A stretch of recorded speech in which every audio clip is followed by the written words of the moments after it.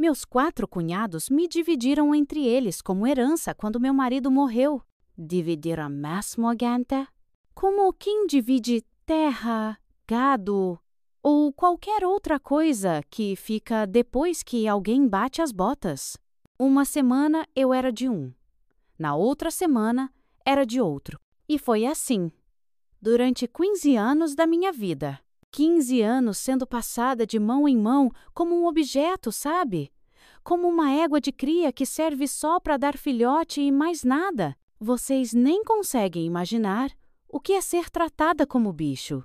Ter 4 homens decidindo quando, como e onde iam usar o meu corpo. Era como se eu fosse uma ferramenta de trabalho que eles revezavam. Sem direito à voz, sem direito à escolha, sem direito a nada. Me usaram até cansar, até meu corpo não aguentar mais, até eu virar um trapo velho que não prestava para mais nada.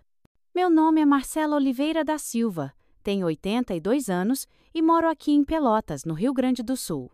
Tô sentada aqui na varanda da minha estância. Essa mesma estância onde eu vivi todo esse inferno que vou contar para vocês. Essa cadeira de balanço, que me embala agora.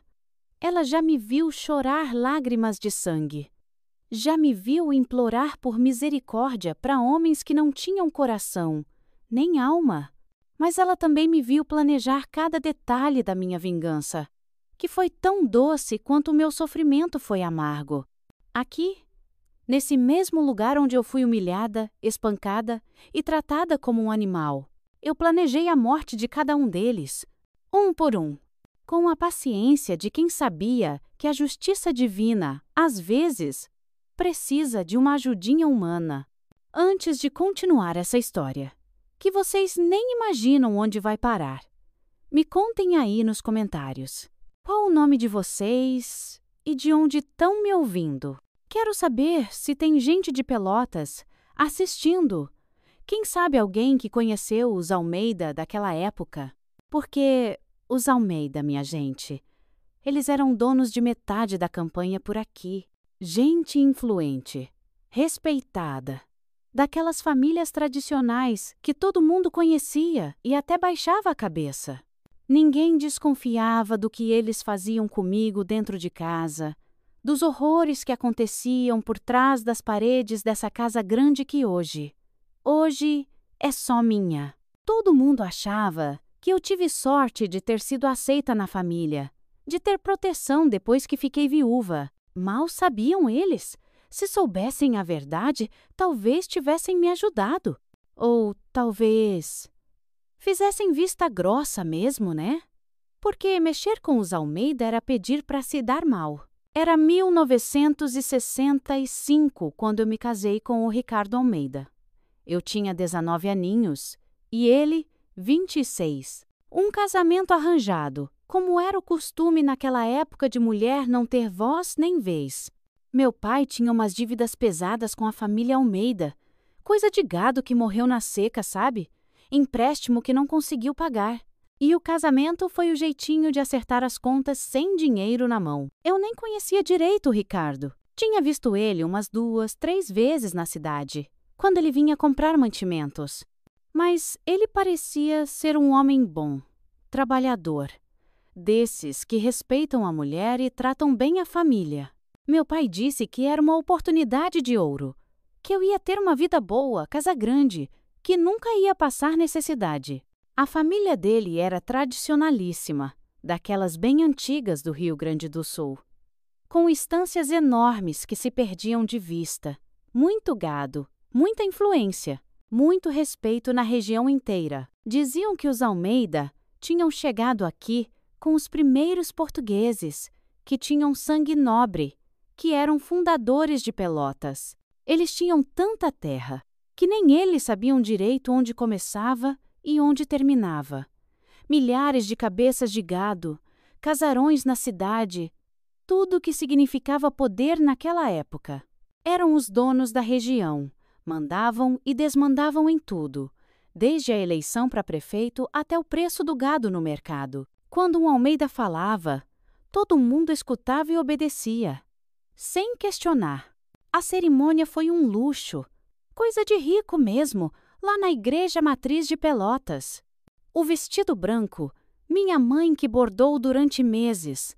Coitada, trabalhando de madrugada à luz de lampião. O véu de renda tinha sido da avó do Ricardo, passado de geração em geração como uma relíquia. Eu me senti uma princesa naquele dia, sabe? Acreditando que ia ter uma vida boa, filhos saudáveis, casa grande, tudo o que uma moça pobre sonhava naquela época. Como eu era ingênua! Meu Deus do céu! Se eu soubesse o que me esperava, o que aquela família ia fazer comigo, eu tinha fugido dali correndo, descalça. Mesmo que fosse para morrer de fome debaixo de alguma ponte. Mas ninguém me avisou que beleza e juventude podem ser uma maldição quando caem nas mãos erradas. O Ricardo morava numa estância a uns 20 quilômetros da cidade. Um lugar bonito de tirar o fôlego, com uma casa grande de pedra cinza, uma senzala antiga dos tempos da escravidão, que agora servia de depósito para arreios e ferramentas. Tinha um pasto que se perdia no horizonte, uma lagoa grande e cristalina, onde os cavalos bebiam água, gado zebu pastando solto. Tudo muito organizado, muito bem cuidado. A casa era imensa. Tinha uns 10 quartos enormes, uma sala de jantar que cabia umas 20 pessoas tranquilamente, e uma cozinha com um fogão a lenha que esquentava a casa inteira nos invernos rigorosos da campanha gaúcha. Era um luxo que eu nunca tinha visto na vida. Móveis todos entalhados, prataria, cristais que brilhavam com a luz do sol da tarde. Nos primeiros meses foi até bom. Não posso mentir. O Ricardo era carinhoso comigo, me respeitava. Não era bruto como alguns maridos que eu conhecia, que chegavam em casa bêbados e batiam na mulher por qualquer besteira. Ele me tratava com delicadeza, me dava presentes, conversava comigo sobre os planos dele para a estância, para os filhos que a gente ia ter. A gente dormia no quarto principal, que tinha uma cama de casal enorme, toda entalhada à mão, que tinha sido do bisavô dele. Eu acordava cedo para preparar o cafezinho com leite, cuidar da casa, das galinhas, da horta. Uma vida simples, mas digna, honesta. Eu achava que tinha dado sorte na vida, que Deus tinha me abençoado com um marido bom e uma família respeitável. Eu até gostava daquele silêncio do campo. Só o barulho do vento balançando o capim, o mugido do gado lá longe, o canto dos bem-te-vis de manhã cedo. Era uma paz que eu nunca tinha sentido antes, criada que fui na cidade, no meio da correria e da pobreza. Ali eu me sentia protegida, amada, como se finalmente tivesse encontrado meu lugar no mundo. De tarde, eu ficava costurando na varanda, ouvindo o barulho dos cascos dos cavalos quando os peões voltavam da lida. Ficava planejando como ia ser quando tivesse filhos correndo por ali, enchendo a casa de risada e bagunça. Sonhava com uma família grande, com domingos cheios de parentes, com festas de aniversário no pátio da casa grande. Engravidei logo no primeiro ano de casada. O Ricardo ficou radiante da vida. Dizia que queria um menino para continuar o nome da família, para herdar tudo que os Almeida tinham construído. Dona Lourdes, minha sogra, também ficou feliz, mas de um jeito estranho, diferente, como se estivesse planejando alguma coisa que eu não conseguia entender. Ela me olhava de um jeito esquisito, como se tivesse descoberto um segredo valioso, como se soubesse de algo que eu não fazia a menor ideia. Ela morava numa casa menor, do outro lado do pátio, mas passava o dia inteiro na casa grande, me vigiando, me ensinando como ela queria que as coisas fossem feitas na família dela, controlando cada passo que eu dava. Os cunhados apareciam sempre. Quase todo dia tinha algum por lá, visitando, conversando com o Ricardo, tomando chimarrão na varanda. Jonas, o mais velho, era bruto que nem um touro. Falava grosso, montava a cavalo como se fosse domar bicho selvagem. Tinha umas mãos enormes e calejadas de tanto trabalho pesado. Eduardo II era mais refinado, Sabia ler e escrever bem, cuidava da parte dos negócios da família. Falava bonito, se vestia melhor que os outros. Rogério era o terceiro. Tinha um jeito meio estranho, esquisito. Ficava olhando para as pessoas de um jeito que dava um calafrio na espinha, como se estivesse pensando coisa ruim o tempo todo. E o Leandro, o mais novo, era quase da minha idade. Solteiro ainda, meio tímido na frente dos irmãos, mas com um brilho no olho que não me agradava nem um pouco. No começo, eu achei normal eles aparecerem sempre lá em casa. Eram irmãos, né? Tinham negócio juntos, as estâncias eram vizinhas. Era natural que se visitassem e conversassem sobre o gado, sobre a plantação, sobre os problemas da região. Mas depois, eu fui percebendo que eles ficavam me olhando de um jeito que não era de cunhado respeitoso. Ficavam conversando em voz baixa quando eu passava. Paravam de falar do nada quando eu chegava perto. E riam de um jeito que me deixava nervosa, inquieta. O Ricardo não percebia nada disso, ou fingia que não percebia. Homem, às vezes, é meio cego para certas coisas, especialmente quando envolve a própria família. Ou talvez ele soubesse de alguma coisa e nunca me contou. Nunca me preparou para o que ia acontecer depois que ele morresse. Quando eu estava com 8 meses de barriga, já pesada, andando devagar, aconteceu a desgraça que mudou tudo na minha vida. O Ricardo tinha saído bem cedinho, antes do sol nascer, para buscar umas reses que tinham se espalhado durante uma tempestade da noite anterior. Dessas bravas, com vento forte e raio que assusta o gado e faz ele disparar. O cavalo dele, um tordilho meio chucro que ele teimava em montar, mesmo eu pedindo para ele pegar um mais manso, se assustou com uma cobra coral na estrada de chão. O Ricardo foi jogado longe, muito longe.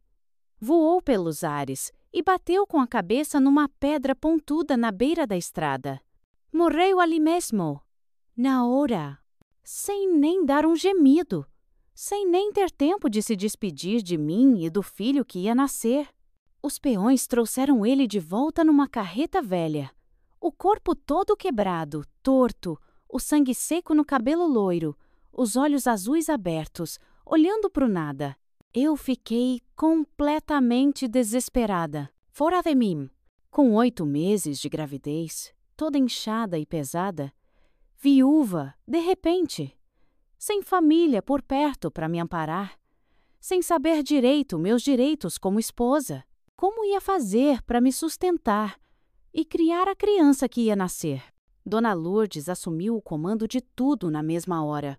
Organizou o velório, o enterro. Tomou todas as decisões como se eu nem existisse. Como se eu fosse só um móvel da casa. E eu só chorava sem parar, segurando minha barriga enorme, sentindo meu filho mexer lá dentro, pensando como ia criar uma criança sozinha, naquele mundo cruel de homens. Nem passava pela minha cabeça que o meu sofrimento estava só começando, que aqueles homens que eu considerava minha família tinham outros planos muito diferentes e muito piores para mim. No dia seguinte ao enterro, quando a terra ainda estava fresca na cova do Ricardo, Dona Lourdes me chamou na sala grande da casa, aquela sala com móveis antigos e os retratos dos antepassados dos Almeida, olhando para a gente das paredes com aqueles olhos pintados que pareciam estar vivos. Estavam lá os 4 cunhados, todos de cara séria, vestidos de preto ainda, por causa do luto. Sentados nas poltronas de couro que cercavam a mesa de centro de madeira escura e pesada. Ela me mandou sentar numa cadeira menor, mais baixa, separada deles, como se eu fosse uma empregada sendo chamada para receber ordens. O clima estava pesado, tenso, perigoso. Como quando vai cair temporal forte e os bichos ficam quietos, pressentindo a tempestade. Eu sentia que alguma coisa muito ruim ia acontecer, mas não imaginava o quê. Marcela, disse Dona Lourdes, com aquela voz fina e cortante dela, que parecia uma navalha afiada. A gente precisa conversar sobre o seu futuro aqui. Na família. Você está esperando um filho dos Almeida. E isso faz de você parte da nossa família, para sempre. Até o dia que você morrer. Você não pode sair por aí, casando com qualquer um, levando nosso sangue para a família de estranhos, misturando nosso nome com gente que não presta, com qualquer peão ou comerciante de esquina. Eu escutava tudo aquilo sem entender direito onde ela queria chegar, ainda ingênua, sabe? Pensando que talvez eles quisessem me dar uma casinha para morar com a criança, me ajudar com dinheiro até eu conseguir me virar. Meu Deus! Como eu estava enganada!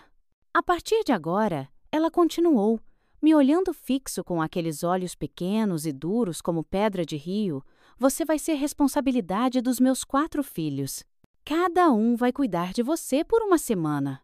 Você vai morar com eles, ser esposa deles, cozinhar para eles, lavar a roupa deles, deitar na cama deles e dar filhos para eles, quando Deus quiser abençoar. É assim que sempre foi na nossa família. É uma tradição sagrada que vem dos nossos antepassados mais antigos. Mulher de Almeida, não sai da família Almeida. Não importa o que aconteça. As palavras dela me atingiram como uma chicotada na cara. Mas a ficha do que aquilo realmente significava para minha vida ainda não tinha caído completamente. Jonas, o mais velho, foi o primeiro a falar depois da mãe, com aquela voz grossa de quem está acostumado a dar ordens. Ela é patrimônio da família agora. Não pode casar fora. Não pode levar nosso sangue para outro lugar. Vai ficar com a gente para sempre. Vai nos dar filhos fortes e saudáveis. Vai manter o nome Almeida vivo. Eduardo completou, com aquele jeito mais educado dele, mas não menos ameaçador. É o que o nosso pai faria se estivesse vivo. É o que o avô dele fez. É tradição gaúcha, coisa de honra, de manter a linhagem pura. Rogério só ficava me olhando, com aquele sorrisinho estranho e perturbador, como um bicho selvagem olhando para a presa ferida. E o Leandro? O Leandro baixava os olhos para o chão, como se tivesse vergonha, mas não coragem para enfrentar os irmãos. Foi nesse momento maldito, que eu entendi. Não era ajuda, não era proteção, era escravidão. Da pior espécie. Eles iam dividir meu corpo entre eles, como se eu fosse uma égua de cria, um animal que serve só para reprodução e mais nada. Eu tentei protestar. Gritei que não ia aceitar aquilo, que eu tinha direitos como pessoa, como mulher, que eu podia escolher minha própria vida. Dona Lourdes deu uma risada, seca, amarga, cruel. Direito? Ela disse com desprezo. Que direito você tem, menina tonta? Você é uma mulher sem família, sem dinheiro, grávida de 8 meses no meio do nada. Para onde você pensa que vai? Acha que vai fazer o quê para se sustentar? Aqui. Pelo menos você tem um teto, comida na mesa e proteção. Mas espera lá. Antes de ir direto para o que aconteceu depois, tenho que começar essa história lá do começo mesmo, de quando tudo virou um pesadelo na minha vida. A tal reunião terminou com eles decidindo friamente que eu começaria o rodízio na semana seguinte, logo depois que a criança nascesse e eu me recuperasse do parto. Jonas seria o primeiro, por ser o mais velho. Depois o Eduardo, depois o Rogério e, por fim, o Leandro. Um rodízio que duraria o resto da minha vida, ou, pelo menos, enquanto meu corpo aguentasse parir. É tradição gaúcha antiga, repetia a Dona Lourdes toda vez que eu tentava questionar aquela loucura. Mulher da família não pode se perder por aí. Tem que ficar onde o sangue é puro. Ela falava daquilo como se fosse a coisa mais normal do mundo. Você vai ver que é melhor assim, menina. 4 homens para te proteger, te sustentar, te dar filhos fortes. Que mulher tem essa sorte na vida? Sorte. Ela chamava aquilo de sorte. Eu chamava de maldição. 3 dias depois que meu filho nasceu, um menino lindo que eu chamei de Lucas, o Jonas, chegou na casa grande com uma carroça para me buscar. Eu ainda estava dolorida do parto, sangrando. Mal conseguia andar direito, mas ele não quis nem saber. Hora de começar, ele disse, com aquela voz grossa, olhando para o meu bebê como se estivesse analisando um bezerro. Esse daí vai ficar com minha mãe, enquanto você se acostuma com a vida nova. Eu tentei resistir. Disse que não ia me separar do meu filho, que um bebê precisa da mãe. Ele deu uma risada cruel. Você vai ver seu filhinho quando eu deixar. Agora você é minha responsabilidade. E eu decido tudo. A estância do Jonas era a uns 10 quilômetros da casa grande. Um lugar mais afastado, mais isolado. A casa era menor, mais rústica, com móveis toscos e um cheiro de suor e cachaça impregnado nas paredes. Ele me jogou num quarto dos fundos, com uma cama de ferro velha e um colchão fino que fedia a mofo. Aqui é o seu lugar agora, disse, batendo a porta com força. E você vai aprender a me obedecer direitinho. Senão, vai ver só o que acontece. Naquela primeira noite, ele me estuprou, com uma violência que eu nunca imaginei que existisse. Era como ser atacada por um animal selvagem. Sem piedade, sem cuidado, só brutalidade pura. O Jonas me tratava literalmente como um bicho. De manhã cedo, me acordava com chutes. Mandava eu preparar a comida, lavar a roupa, limpar a casa toda. Durante o dia, ele ficava no campo. Mas quando voltava para casa, sempre bêbado, era minha hora de sofrimento. Me batia por qualquer coisa, por qualquer motivo. Ou sem motivo nenhum. Se a comida estava salgada demais, era porrada. Se estava sem sal, porrada. Se eu olhava para ele de cara feia, porrada. Se eu não olhava, levava porrada por desrespeito. Não tinha jeito de acertar. Ele gostava era de me machucar, de me ver com medo, chorando, implorando para ele parar. E à noite era pior ainda. Ele chegava cambaleando de bêbado. Me arrastava para o quarto e fazia o que queria comigo. Não importava se eu estava doendo, se eu estava sangrando ainda do parto, se eu implorava por piedade. Para ele, eu era só um objeto para descarregar a raiva e a violência que ele tinha no peito. Várias vezes eu pensei que ia morrer ali, naquela cama imunda. Longe do meu filho, longe de qualquer ajuda. Mas de manhã, ele acordava, tomava o café dele, como se nada tivesse acontecido, e saía para o campo assobiando, me deixando lá, arrebentada e humilhada. Quando a semana com o Jonas terminou, eu achei que o pior tinha passado. Nossa, como eu estava enganada! O Eduardo veio me buscar num domingo de manhã, todo elegante, bem vestido, com aquele sorriso falso que eu ia aprender a odiar. Venha, Marcela. Agora você vai conhecer como um homem culto trata uma dama. Ele falava bonito, usava palavras difíceis. Se achava superior aos irmãos por saber ler e escrever. Mas, por baixo daquele verniz de educação, tinha um demônio pior que o Jonas, porque ele sabia machucar a alma, além do corpo. A casa do Eduardo era mais arrumada.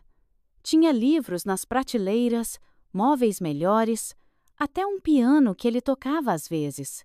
Ele me deu um quarto mais limpo, com lençóis cheirosos, e no primeiro dia até me trouxe flores do jardim. Vamos nos dar bem, você e eu, ele dizia, me olhando com aqueles olhos de cobra. Eu sei como tratar uma mulher inteligente como você, mas logo eu descobri que a crueldade dele era diferente, mais refinada, mais diabólica. Ele não me batia como Jonas, mas me torturava de outros jeitos. O Eduardo gostava de me humilhar com palavras, de me fazer sentir burra, inútil, inferior. Você é só uma camponesa ignorante, ele dizia durante o jantar.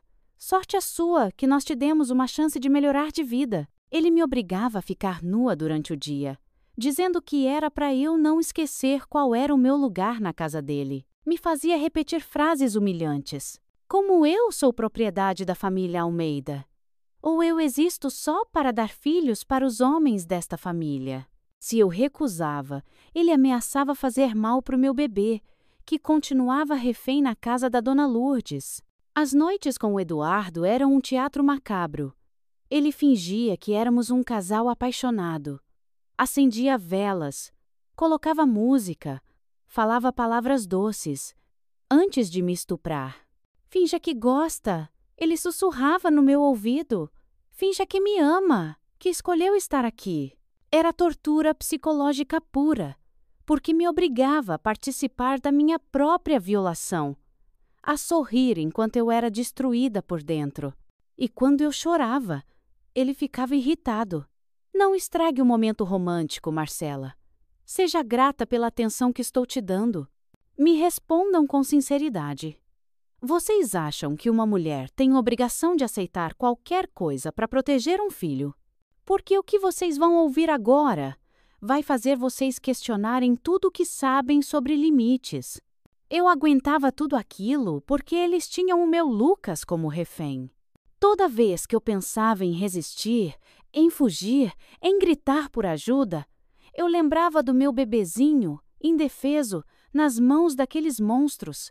A Dona Lourdes só me deixava ver ele uma vez por semana, rapidinho e sempre vigiada, para eu não esquecer quem mandava na situação. Quando completou um mês naquele sistema infernal, chegou a vez do Rogério. Ele era o mais perturbado dos 4, aquele que me dava mais medo só de olhar.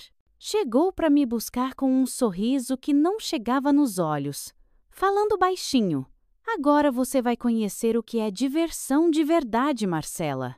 A casa dele era escura, mal assombrada, com as cortinas sempre fechadas e um cheiro de coisa podre no ar.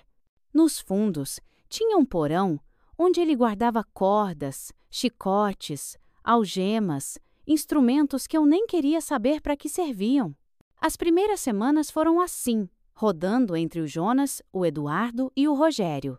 O Leandro ainda não tinha aparecido para reclamar a parte dele, talvez por vergonha ou por medo dos irmãos. Mas eu já estava completamente quebrada, sem forças para reagir, só sobrevivendo um dia de cada vez. Foi quando eu tentei fugir pela primeira vez. Era madrugada. Eu estava na casa do Eduardo e ele tinha bebido demais, dormia pesado. Peguei umas roupas, um pouco de comida e saí andando pela estrada, esperando chegar na cidade, antes que ele acordasse. Não consegui nem chegar na metade do caminho. O Jonas me alcançou a cavalo. Me laçou, como se eu fosse um gado fujão, e me arrastou de volta. A surra que eu levei naquele dia quase me matou. Eles me espancaram, os 3 juntos, se revezando, até eu ficar irreconhecível, toda roxa, sangrando, quebrada. Para você aprender que não tem para onde correr, dizia o Jonas, entre os chutes. Para você entender que é nossa propriedade agora. Me jogaram num quarto escuro, sem comida, sem água, por 3 dias. Quando me tiraram de lá, eu mal conseguia ficar em pé. Eu tentei fugir mais 2 vezes depois disso. Na segunda, eles chegaram a soltar os cachorros atrás de mim, como se eu fosse um bicho selvagem. Na terceira, me pegaram antes mesmo de eu sair da propriedade, porque tinham colocado peões para me vigiar dia e noite. Cada tentativa de fuga resultava numa surra pior, numa humilhação maior. Eles faziam questão de me quebrar, de destruir qualquer esperança que eu ainda tivesse. E sempre usavam meu filho como ameaça. Se tentar fugir de novo, você nunca mais vai ver o Lucas. A gente pode até dar ele para outra família, bem longe daqui. Foi depois da terceira tentativa que eu finalmente entendi. Não tinha escapatória. Eu estava presa naquele inferno, sem ninguém para me ajudar, sem lugar para ir. Na cidade, todo mundo sabia o que acontecia comigo. Mas ninguém ia mexer com os Almeida. Eram poderosos demais, temidos demais. O delegado era amigo deles, o juiz era compadre, o padre recebia doação da família. Eu era só uma mulher pobre, sem família, sem direitos, sem voz. Ninguém ia me escutar. Ninguém ia me proteger. Então, eu parei de lutar e comecei a sobreviver. Aprendi a baixar a cabeça, a obedecer sem questionar, a aguentar tudo em silêncio. Não porque eu aceitei aquela vida, mas porque eu entendi que precisava me manter viva. Para um dia poder me vingar, comecei a observar cada um deles, estudar seus hábitos, suas fraquezas, suas manias. Eu guardava cada humilhação na memória, cada dor, cada lágrima, como combustível para alimentar o ódio que crescia dentro de mim. Eles achavam que tinham me quebrado, que tinham me domesticado como um animal, mas por dentro eu era puro ódio, puro desejo de vingança, esperando a hora certa de agir. E foi assim que começaram os 15 anos mais longos da minha vida, sendo passada de mão em mão como um objeto, gerando filhos para homens que eu odiava e planejando a morte de cada um deles. Porque eu sabia que um dia a conta ia chegar, que a justiça divina ia precisar de uma ajudinha humana e que essas mesmas mãos que eles usavam para me bater iam ser as mesmas que iam preparar o veneno que ia mandar todos eles para o inferno. O sistema que eles criaram para me controlar era mais organizado que a administração da estância. Todo mês era a mesma rotina maldita. Primeira semana do mês, eu ficava na casa do Jonas. Segunda semana, com o Eduardo. Terceira, com o Rogério. Quarta, com o Leandro. E se o mês tivesse uma quinta semana, eu ficava na casa grande, cuidando das crianças e descansando para começar tudo de novo. Era como um calendário do inferno, marcado a ferro e fogo na minha carne. Dona Lourdes, antes de morrer, em 1978, deixou tudo muito bem explicado num papel. Sistema Almeida de Preservação Familiar. Era assim que ela chamava aquela desgraça, como se fosse uma tradição sagrada. Mentira deslavada para justificar a maldade, mas ninguém questionava. Durante 15 anos inteiros, de 1965 a 1980, eu vivi essa rotina infernal, sem um único dia de descanso, sem um momento de dignidade. Eu era uma máquina de fazer filhos, um objeto que rodava entre 4 casas, como o gado que muda de pasto. O primeiro filho que eu tive naquele sistema maldito nasceu em 1966, 9 meses depois que tudo começou. Era uma menina linda, um anjo, que eu chamei de Júlia. Mas quando eu olhei para aquela criancinha inocente, meu coração se despedaçou, porque eu não sabia qual dos 4 demônios era o pai dela. Podia ser qualquer um. Dona Lourdes segurou a menina no colo e disse, com aquele sorriso maldoso: mais um Almeida para a família. Não importa qual dos meus filhos é o pai. O sangue é o mesmo. Era assim que ela pensava. Como se eu fosse uma égua de reprodução. Os anos foram se arrastando e eu fui acumulando filhos, cada um trazendo uma alegria misturada com desespero. Depois da Júlia, vieram os gêmeos, Pedro e Paulo, em 1968. Em 1970, nasceu a Beatriz. O Tiago chegou em 1972. O Vinícius. A última foi a Larissa, em 1976. Eu já estava com 33 anos e meu corpo começava a dar sinais de esgotamento. A cada filho que nascia, eu tentava decifrar quem era o pai. O Lucas, o primeiro, tinha os olhos azuis do Leandro. A Júlia tinha a boca e o nariz do Eduardo. Os gêmeos, Pedro e Paulo, tinham a testa larga e as sobrancelhas grossas do Jonas. A Beatriz nasceu com as mãos grandes do Rogério e um olhar que às vezes me dava arrepio. O Tiago era a cara do Leandro.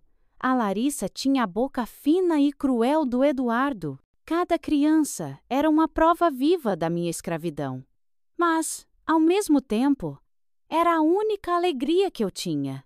Eu amava eles mais que a minha própria vida. protegia como uma leoa. Mas eles cresciam achando que aquilo era normal, que toda mulher vivia assim, passando de casa em casa, servindo a homens diferentes. O controle sobre mim era total, absoluto. Eu não podia sair da propriedade sem autorização. Não podia conversar com estranhos. Tinha sempre alguém me vigiando. Era uma prisão a céu aberto. As idas à igreja eram uma tortura. Eu tinha que fingir que era uma mãe de família feliz, abençoada. O padre Antônio sempre elogiava a família Almeida, tão unida e próspera. Vejam o exemplo da Marcela. Ele disse uma vez na missa, mulher virtuosa, que encontrou abrigo e proteção na família do falecido marido. Se ele soubesse. O Jonas era o pior de todos.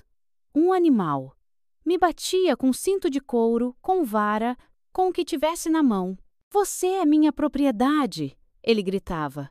Eu faço o que eu quero com o que é meu. Durante esses 15 anos, ele me quebrou 3 costelas e deslocou meu ombro 2 vezes. Perdi a conta das vezes que fiquei com o olho roxo. O Eduardo, a maldade dele era psicológica. Me humilhava com jogos mentais. Prefere apanhar na cara ou nas costas hoje? Ele perguntava com aquele sorriso falso. Me obrigava a dizer que o amava durante os estupros. Eram palavras que cortavam minha alma mais que qualquer chicotada. O Rogério era o mais perturbado. Me dava mais medo, mais nojo. A casa dele era um covil de demônio. Ele tinha um porão, com cordas, algemas, chicotes. Ele não queria só me machucar, queria quebrar meu espírito, me transformar num bicho domesticado. Ele me fazia latir, andar de 4, comer no chão. Era a humilhação calculada para me fazer sentir menos que humana. Uma vez, ele trouxe uma cobra viva para o porão, uma jararaca, e ficou horas me ameaçando com ela.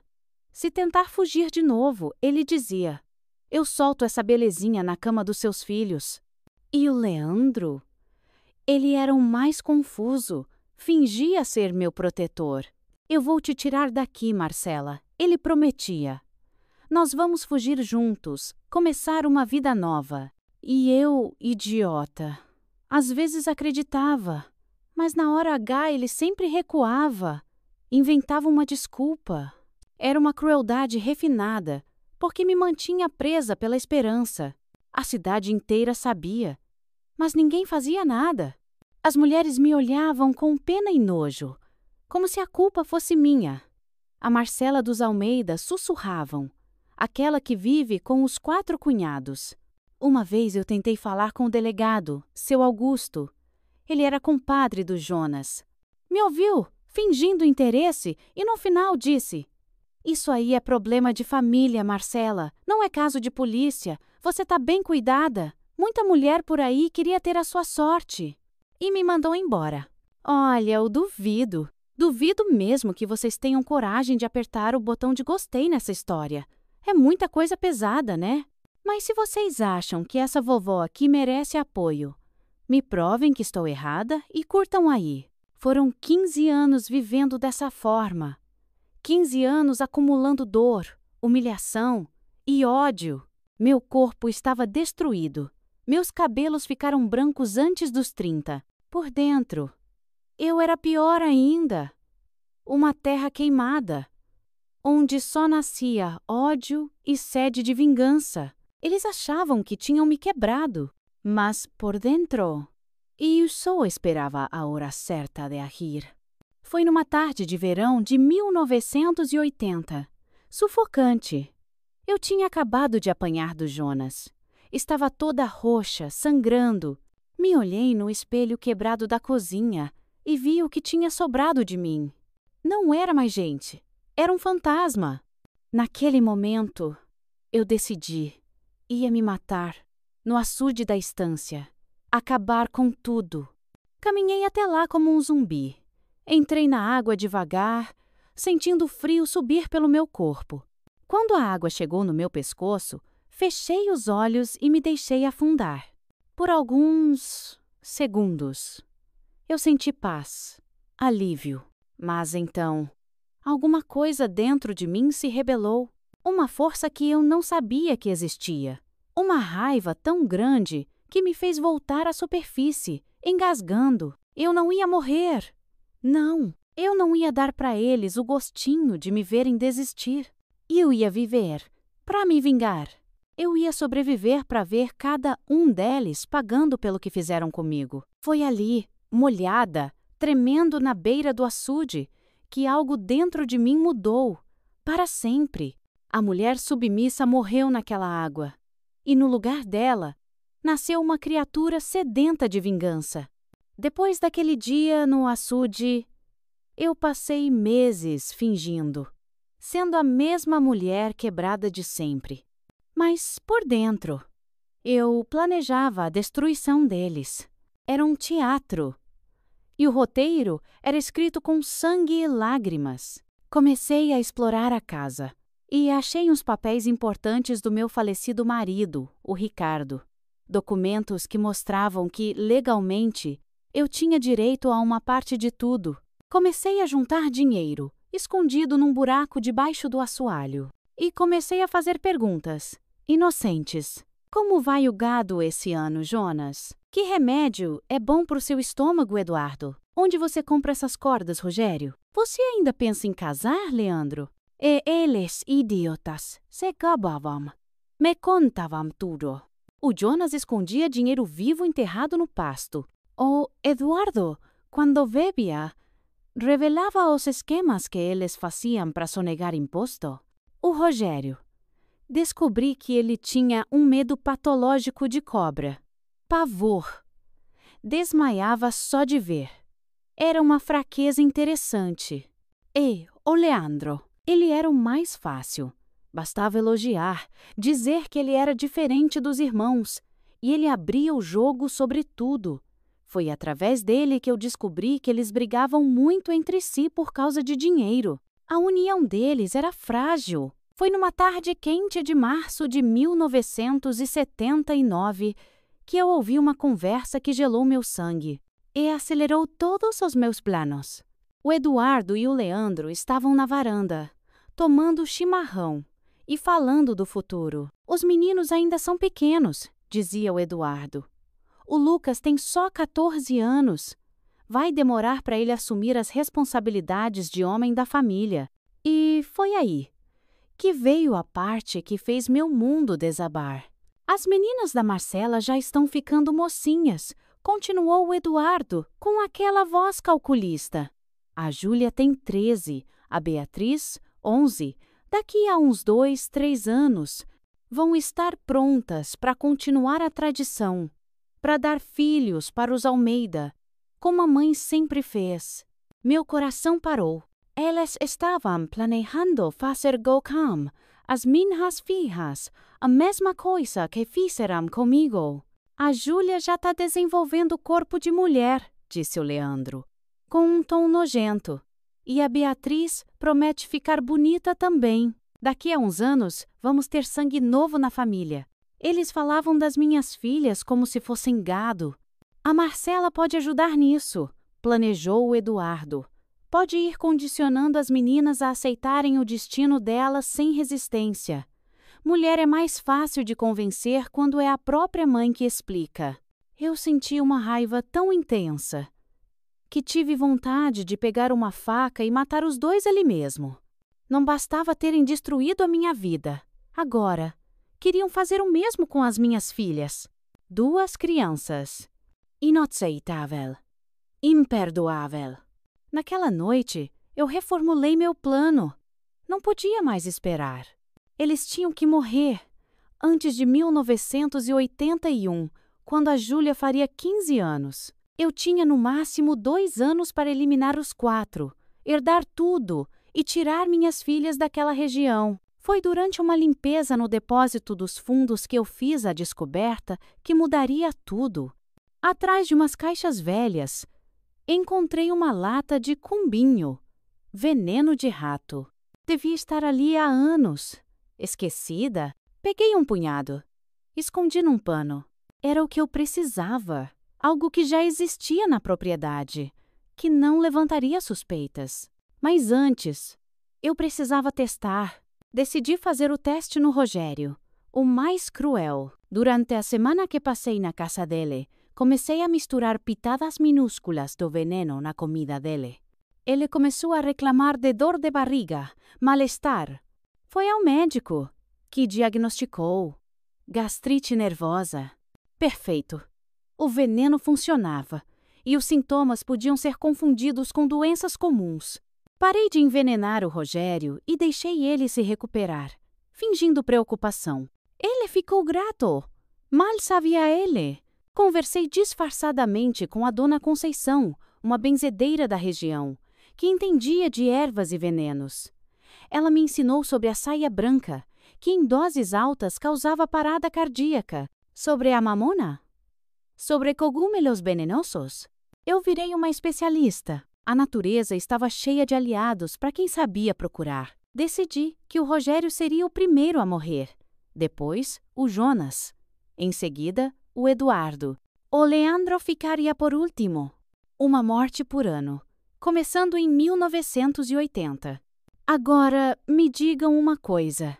Vocês acham que eu fiz errado em decidir matar meus cunhados? O que vocês teriam feito no meu lugar para proteger as filhas? Comentem aí, quero saber mesmo.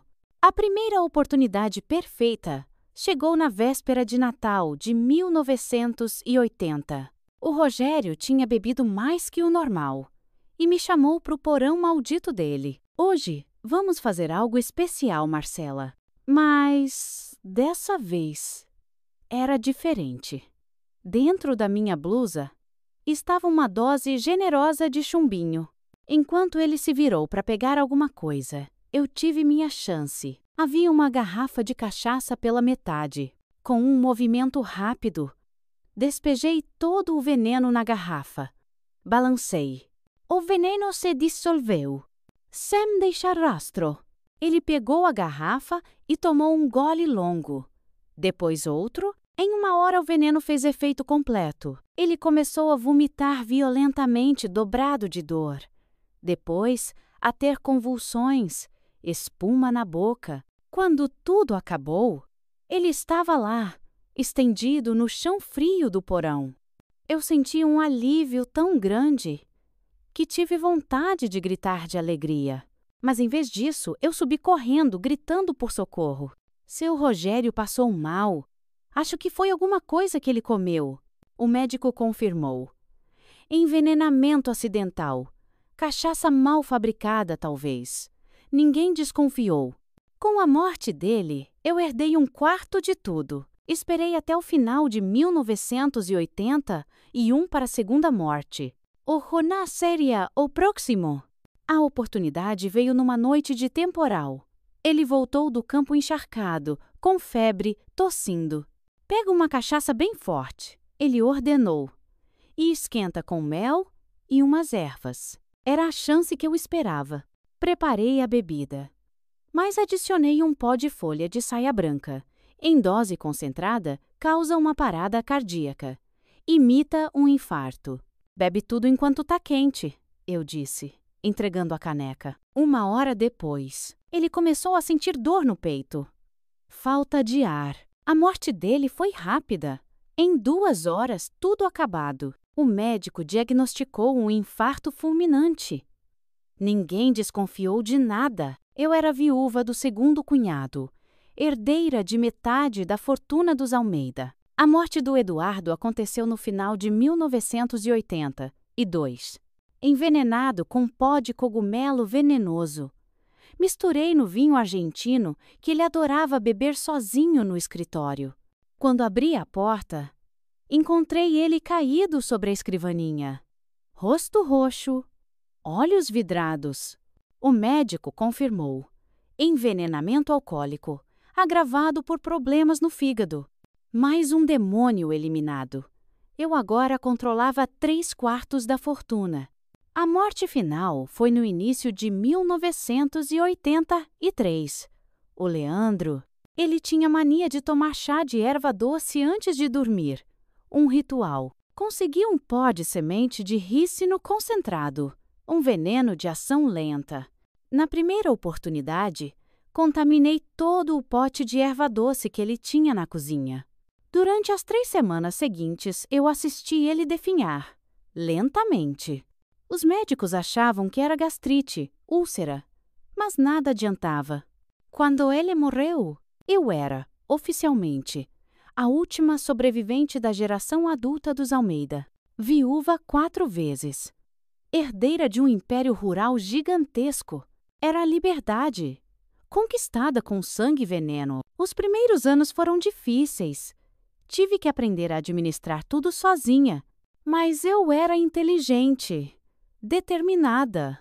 Contratei administradores honestos. Aprendi sobre pecuária, agricultura e me tornei uma empresária respeitada. Meus filhos. O Lucas, o mais velho, tentou mandar em mim, mas eu não era mais a mesma mulher. Deixei bem claro quem mandava agora. A Júlia e a Beatriz sentiram um alívio imenso. Elas nunca souberam dos planos dos tios, mas sentiam que tinham escapado de algo terrível. Puderam estudar, escolher seus próprios destinos. Os menores se adaptaram rápido. Só sabiam que agora tinham uma vida melhor. A cidade inteira conhecia minha história como um exemplo de superação. Uma viúva corajosa. Ninguém desconfiava da verdade. A Marcela merecia essa compensação. Diziam as mulheres na igreja. Se elas soubessem, nunca contei para nenhum dos meus filhos o que realmente aconteceu. É melhor assim. O segredo da minha vingança ficou guardado só comigo. Hoje, aos 82 anos, sou uma das mulheres mais respeitadas de Pelotas. Tenho 16 netos e 5 bisnetos. Ainda moro na mesma estância, mas agora ela é um símbolo de vitória. Tenho orgulho de ter quebrado o ciclo de violência da família Almeida. A tradição podre da Dona Lourdes morreu junto com os filhos dela. Às vezes, me perguntam se sinto remorso. A resposta é não. Nem um pingo de arrependimento por ter eliminado 4 demônios. Eles mereciam morrer, e eu merecia ser livre. Foi justiça. Se eu tivesse que viver tudo de novo, faria exatamente a mesma coisa. Minha vida prova que a vingança é um prato que se come frio. Mas, como vale a pena comer? Eles pagaram com a vida. E eu conquistei riqueza, respeito, dignidade e uma família feliz. Quando eu morrer, quero ser enterrada aqui mesmo, na estância, debaixo da aroeira grande. Quero que meu túmulo seja um lembrete de que a justiça às vezes demora, mas sempre chega, e que uma mulher determinada é capaz de qualquer coisa quando luta pela própria dignidade. Essa é a minha história, contada pela primeira vez depois de 40 anos de segredo. Não sei se vão me julgar como heroína ou criminosa. E quer saber? Não me importo. Só sei que eu sou livre. Meus filhos são livres. E as próximas gerações da minha família nunca vão conhecer o tipo de sofrimento que eu conheci. Eu sou Marcela Oliveira da Silva. Tenho 82 anos.